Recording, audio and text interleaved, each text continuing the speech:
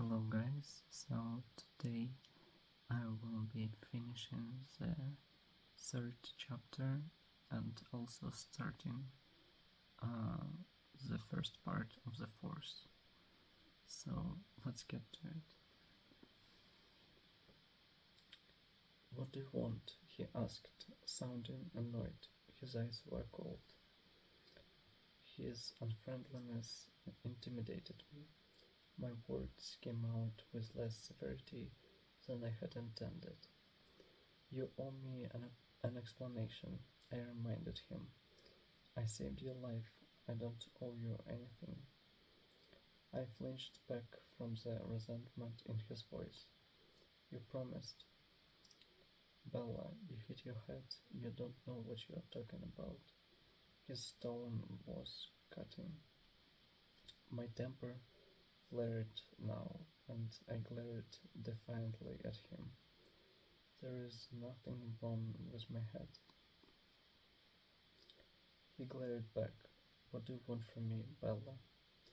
I want to know the truth, I said. I want to know why I'm lying for you. What do you think happened? He snapped. It came out in a rush. All I know is that you weren't anywhere near me. Tyler didn't see you either, so don't tell me I hit my head too hard. That van was going to crush us both, and it didn't. And your hands left dents in the side of it.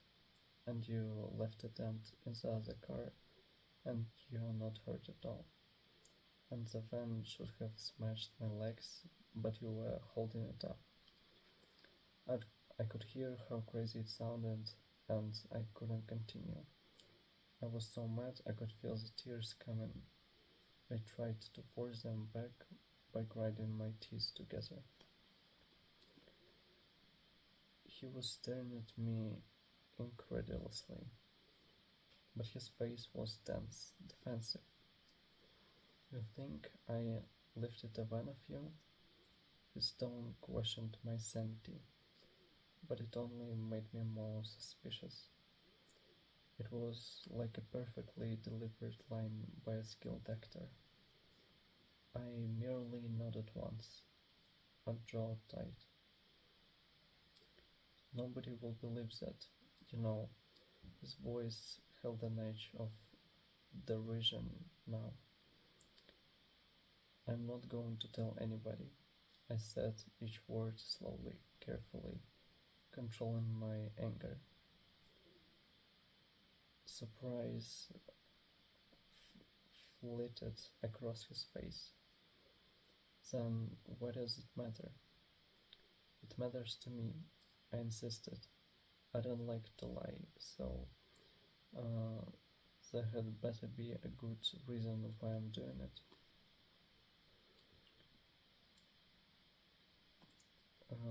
Can't you just thank me and get over it?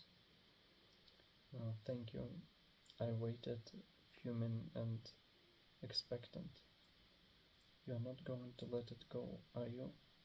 No. In that case, I hope you enjoy disappointment.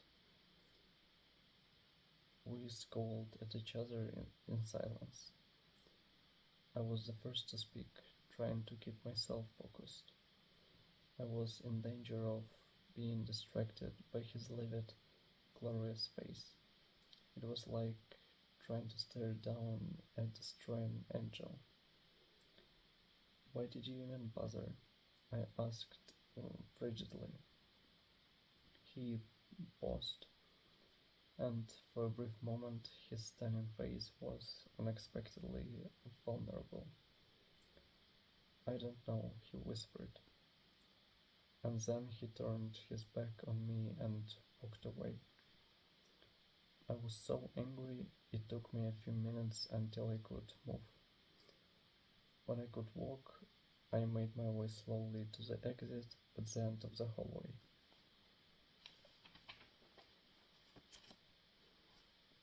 The waiting room was more unpleasant than I had feared. It seemed like Every face I knew in Forks was there, staring at me. Charlie rushed to my side. I put up my hands. There is nothing wrong with me, I assured him sullenly. I was still aggravated, not in the mood for chit-chat. What did the doctor say? Dr. Cullen saw me, and he said I was fine and I could go home. I signed. Mike and Jessica and Eric were all there, beginning to converge on us. Let's go, I urged. Charlie put one arm behind my back, not quite touching me, and led me to the glass door of the exit. I waved sheepishly at my friends, hoping to convey that they didn't need to worry anymore. It was a huge relief, the first time I had ever felt that way, to get into the cruiser. We drove in silence. I was so wrapped up in my thoughts that I barely knew Charlie was there.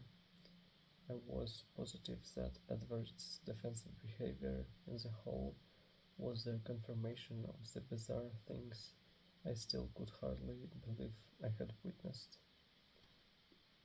When we got to the house, Charlie finally spoke. You will need to call Rennie. He hung his head, guilty. I was appalled. You told Mom? Sorry. I slammed the cruiser's door a little harder than necessary on my way out. My mom was in hysterics, of course. I had to tell her I felt fine at least 30 times before she would calm down. She begged me to come home, forgetting the fact that home was empty at the moment. But her pleas were easier to resist than I would have thought. I was consumed by the mystery Edward presented, and more than a little obsessed by Edward himself. Stupid. I wasn't as eager to escape Forks as I should be, as any normal, sane person would be. I decided I might as well go to bed early that night. Charlie continued to watch me anxiously, and it was getting on my nerves. I stopped on my way to grab 3 Tylenol from the bathroom. They did help, and as pain eased, I drifted to sleep. That was the first night I dreamt of Edward Cullen.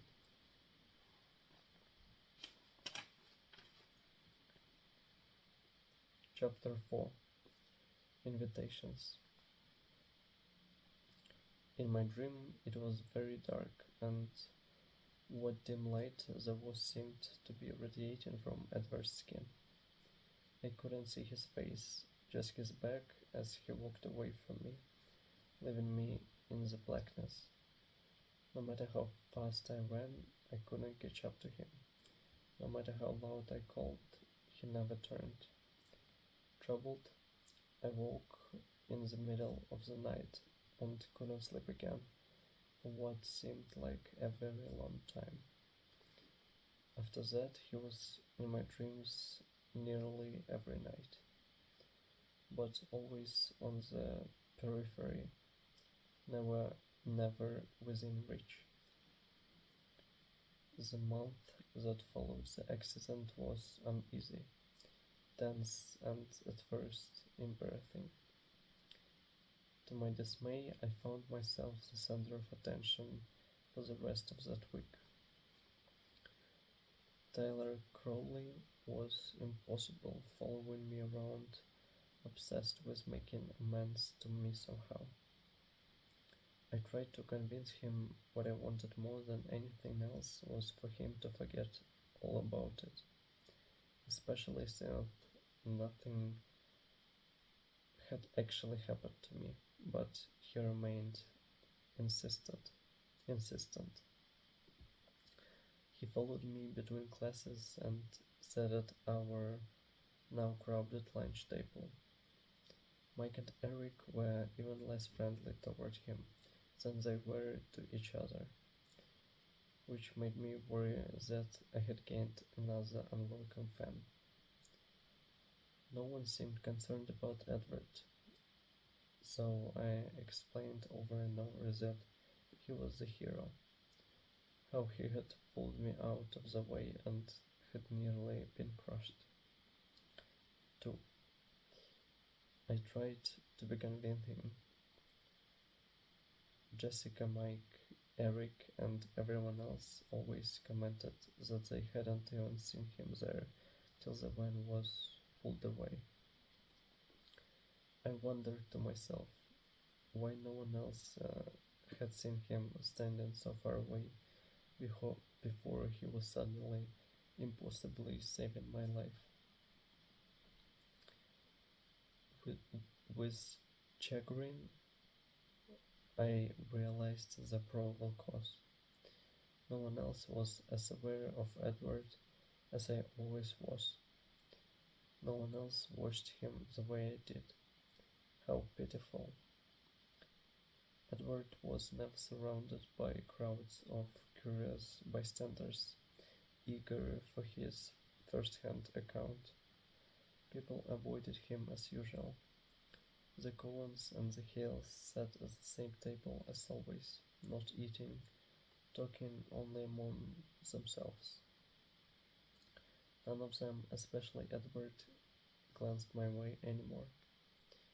When he sat next to me in class, as far from me as the table would allow, he seemed totally unaware of my presence. Only now and then, when his fists would suddenly ball up, skins sketched even whiter of the bones, did I wonder if he wasn't quite as oblivious as he appeared. He wished he hadn't pulled me from the path of Tyler's van. There was no other conclusion I could come to. I wanted very much to talk to him, and the day after the accident I tried. The last time I had seen him outside the ER, we had both been so furious.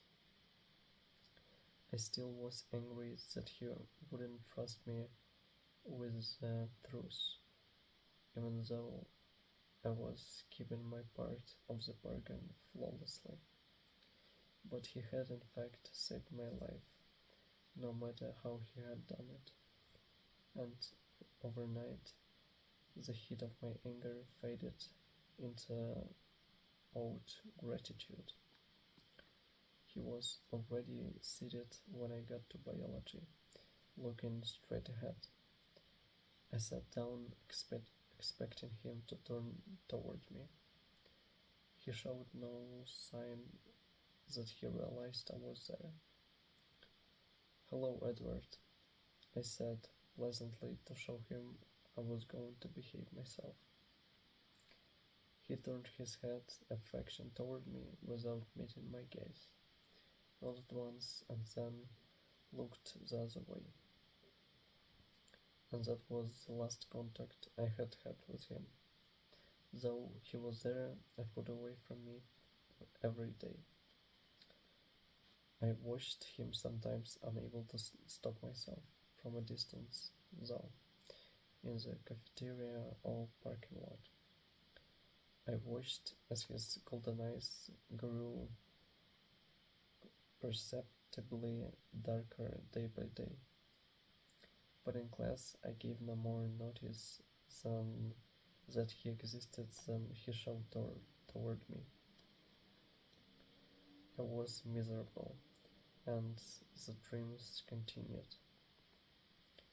Despite my outright lies, the tenor of my emails alerted Renee to my depression, and she called a few times worried.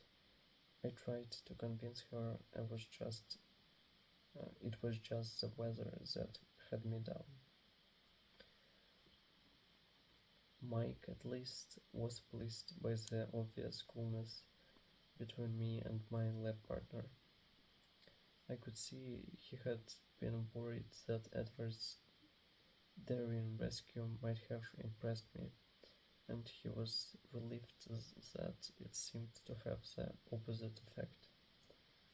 He grew more confident, sitting on the edge of my table to talk before biology class started, ignoring Edward as completely as he ignored us. The snow washed away for good after that one dangerously icy day. Mike was disappointed he had never gotten to stage his snowball fight, but pleased that the beach trip would soon be possible. The rain continued heavily, though, and the weeks passed. Jessica made me aware of another event looking on the horizon. She called the first Tuesday of March to ask my permission to invite Mike to the Girls' Choice spring dance in 2 weeks. I are you sure you don't mind? You weren't planning to ask him?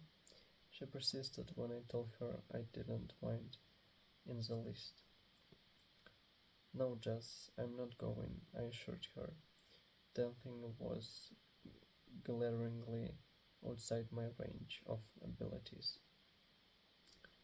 It will be really fun. Her attempt to convince me was half-hearted. I suspected that Jessica enjoyed my inexplicable popularity more than my actual company. You have fun with Mike, I encouraged. The next day I was surprised that Jessica wasn't her usual gushing self in Greek and Spanish. She was silent as she walked by my side between classes, and I was afraid to ask her why.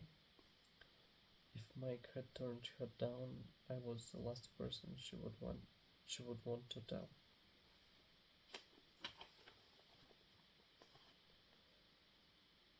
My fears were straightened during lunch when Jessica sat as far from Mike as possible, chatting animatedly with Eric.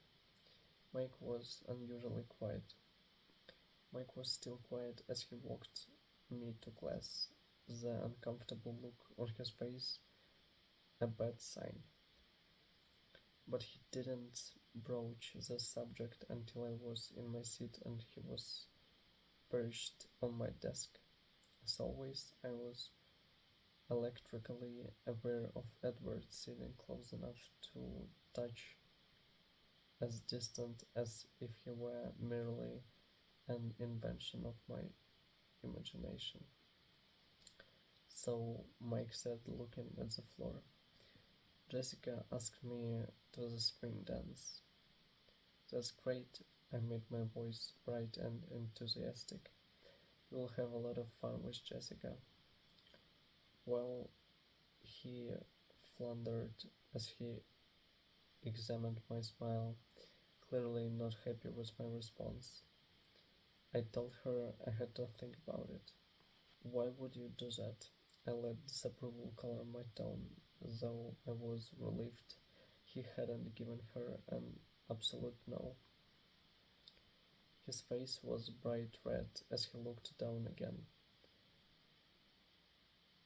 Pity shook my resolve.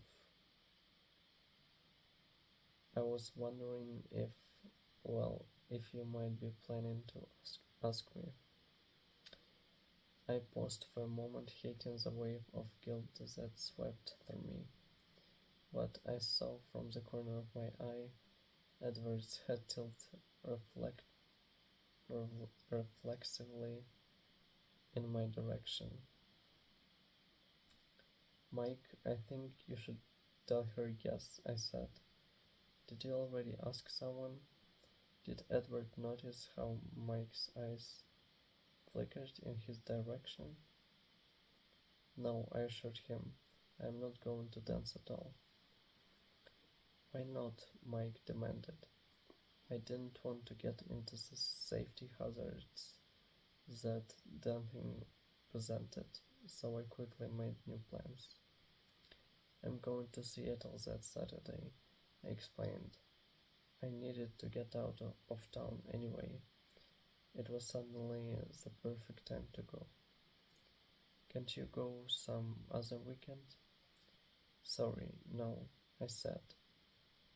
So you shouldn't make Jess wait any longer. It's rude. Yeah, you're right, he mumbled and turned dejected to walk back to his seat. I closed my eyes and pressed my fingers to my temples, trying to push the guilt and sympathy out of my head. Mr. Banner began talking. I signed and opened my eyes, and Edward was staring at me curiously, that same familiar edge of frustration, even more distant now in his black eyes. I stared back, surprised, expecting him to look quickly away, but instead he continued to gaze with probing intensity into my eyes. There was no question of me looking away. My hands started to shake. Mr. Cullen, the teacher called, seeking the answer to a question that I hadn't heard. The Krebs cycle, Edward answered, seeming reluctant as he turned to look at Mr. Banner.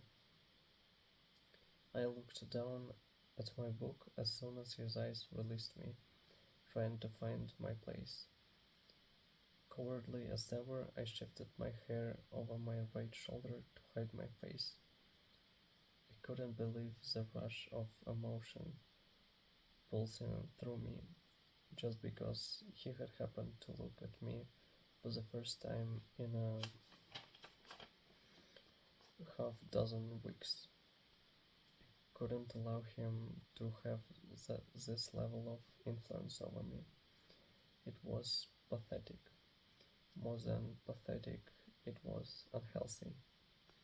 I tried very hard not to be aware of him for the rest of the hour, and since that was impossible, at least not to let him know that I was aware of him. When the bell rang, at last, I turned my back on him to gather my things, expecting him to leave immediately as usual. Bella? His voice shouldn't have been so familiar to me, as if I had known the sound of it all my life rather than for just a few short weeks. I turned slowly, unwillingly. I didn't want to feel what I knew I would feel when I looked at his too perfect face. My expression was wary when I finally turned to him. His expression was unreadable. He didn't say anything. What, are you speaking to me again?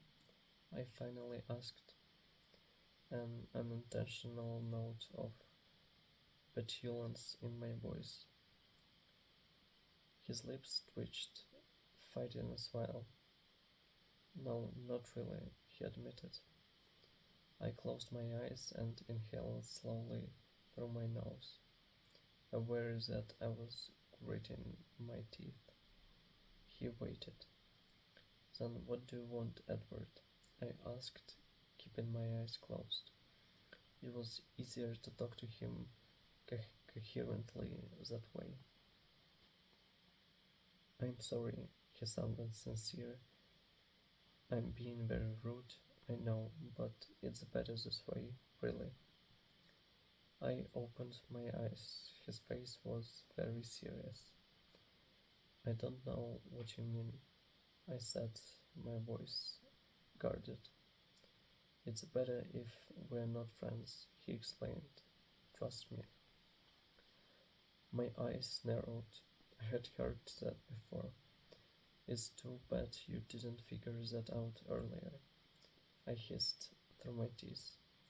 You could have saved yourself all this regret. Regret? The words in my tone obviously caught him off guard. Regret for what? For not just letting the stupid man squish me. He was astonished. He stared at me in disbelief. When he finally spoke, he almost sounded mad. You think I regret saving your life? I know you do, I snapped. You don't know anything. He was definitely mad. I turned my head sharply away from him, clenching my jaw against all the wild accusations I wanted to hurl at him. I gathered my books together, then stood and walked to the door. I meant to sweep dramatically out of the room, but of course I caught the toe of my boot on the door jamb and dropped my books. I stood there for a moment thinking about leaving them, then I signed and bent to pick them up.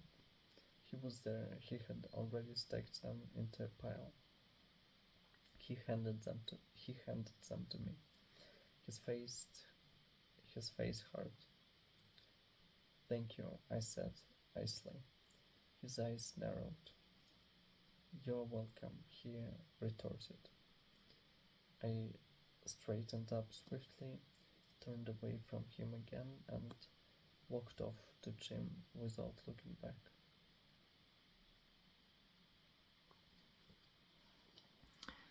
So, I think that's all for today. In the next video I will be finishing the chapter 4, and I hope that y'all had a great week, and if you go to sleep, good night, and if you don't, have a good rest of your day. Bye bye.